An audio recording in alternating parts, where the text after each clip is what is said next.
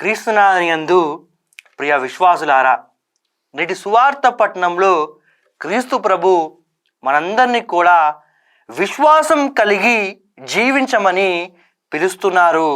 ప్రియ విశ్వాసులారా, పరిశుద్ధ గ్రంథంలో ఈ విశ్వాసం అనే ఈ సద్గుణానికి ఒకటి చక్కటి పరమార్థం ఇవ్వబడుతుంది.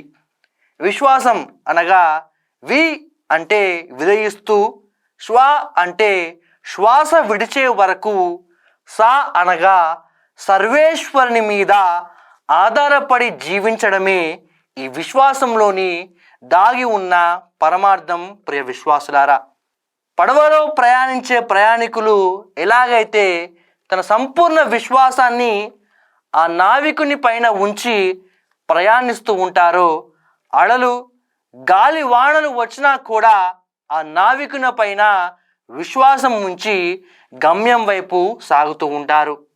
అలాగే ఈ జీవన యాత్రలో ప్రయాణిస్తూ ఉండగా నిత్య జీవం అనే గమ్యం వైపు వెళ్తూ ఉండగా యేసు ప్రభు అనే మన నావికుని పైన సంపూర్ణ విశ్వాసం ఉండి జీవించాలి.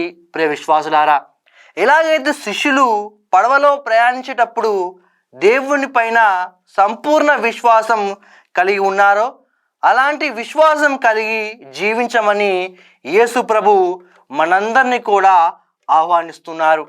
అందుకే ప్రియులారా, పేతురు రాసిన మొదటి లేఖ 5వ అధ్యాయం 7వ వచనంలో మీ విచారములు అన్నీ కూడా దేవునిపై మోపుము, ఎందుకంటే ఆయన మీ గురించి శ్రద్ధ వహిస్తాడని చెప్పబడింది. ప్రియ విశ్వాసులారా, అలాగే ఇర్మియా గ్రంథం 29వ అధ్యాయం 11వ వచనంలో మీ అభివృద్ధే కానీ వినాశనమును కోరను, మీకు ఒక బంగారు భవిష్యత్తును నిర్మించుతుని అని చెప్పి మన విశ్వాసాన్ని పెంపొందిస్తున్నారు. ప్రియులారా, కాబట్టి మన జీవితంలో ఎన్నో ఆటంకాలు, సమస్యలు, ఇబ్బందులు ఎదురైన విశ్వాసం కలిగి జీవించాలని ఈరోజు దేవుడు మనల్ని ఆహ్వానిస్తున్నారు. యోబు తన జీవితంలో గాలివానలు, అలలు వంటి సమస్యలు ఎన్నో ఎదుర్కొన్నా, తన సిరి సంపదలను వదులుకున్నా, తన కుటుంబాన్ని వదులుకున్నా, దేవునిపై విశ్వాసం ఉంచి దేవుడు నాకు వసగను, దేవుడు తిరిగి తీసుకొని వెళ్ళను అని తన విశ్వాసం చాటుతున్నాడు.